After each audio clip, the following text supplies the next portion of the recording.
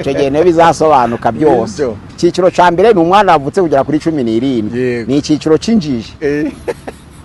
Ararya ntamenye ko wavunitse, wamugurira inkweto nshakazita, wamugurira amakaye akayatwika, ntamenye ko wowe wayaguze wavunitse, ni icyiciro cy'injizi ntiwabimuziza. 18 kugera kuri 47 ni icyiciro cy'imihigo. Yego. Icyo cyiciro cy'imihigo iyo udakiriye aho biba bigusimbutsa kenshi. 18 kugera kuri 47 koresha uko ushoboye kose ngo ugeze ku kantu.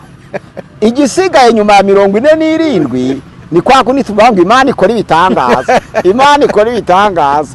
Imodoka itishakoshi nyitoragura. Imana ikora ibitangaza. Shingira umukwe ikize azanyibuke. Imana ikora ibitangaza. Nicyo kiba gisigaye. Buriya nicyo cyiciro nawe urimo rero. Ubwo rero ni wandi mucakare icya gatatu ni ukuva kuri 48 kujya kuri 60. Ni icyiciro cyo kwicuza. Ubu uri mu cyiciro. Ibyo ndi muco kwiheba giheruka. Icyiciro cya mbere cy'ubujiji ni ukuvuka kugera kuri 17. Icyiciro cya kabiri shimihigo ni 18 kugera kuri 47. Icyiciro cyagombye kuba yavuga ati yakoze iki cyangwa yabonye inzira avuga ati nibura inzira yabonetse ngiye gufatisha akaba amaze kuyibona. 48 kugera kuri 60 ni icyiciro cyo kwicuza, kuko iyo utari wafatisha utangira gushidikanya. None uko gushidikanya bigatuma ugaya ibyo wahisemo. Impamvu nakenye nuko nize ubucamanza sirimba umusirikare. Impamvu nakenye nuko nahinze abandi bagacuruza. Impamvu nakenye nuko nabaye mwarimu abandi ari abategetsi. Impamvu nakenye nuko abandi bashizemo ubugoronome nje nkaba umucamanza. Impamvu nakenye nuko ntize ikiganga ahubwo nkigiye pasiteri. Impamvu nakenye nuko nanze igipasiteri nkaja mu gisirikare. Naho gusa ni icyiciro cyo kwicuza.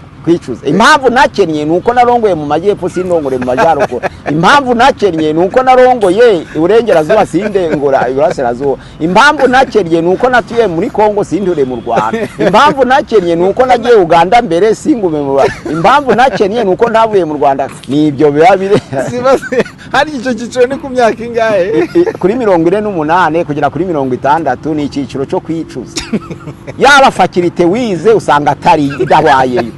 Yaba hutuye usanga hatakibayeho. Yaba uwarongoye usanga atakibayeho. Yaba uwabyaye usanga atari ko yarakwiriye gusa. Yaba mbese ni igishoro cyo kwicuza ibyo.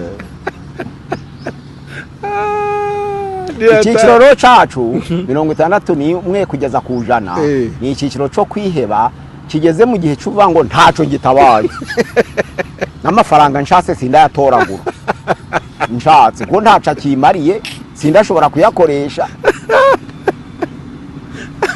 Ubu nukuvuga ntaco gitabaye. No, ni atari. Ngwiki ubu y'umunageze rero ntaco gitabaye. Hasigaye abenshi batagira ico bakitagitabaye yiyegurira mu mana ko niyo hasigaye hashoboka. Ariko siko hari abasaza tubona ahubwo biyeguriye agacupa ubona ibintu by'Imana wapi. Ni ukuvuga ngo iyo basenga n'ubundi bizera ko umuntu agera ku Mana aciye kuri ku musaseridoti. Watakigerera ku Mana. Oya.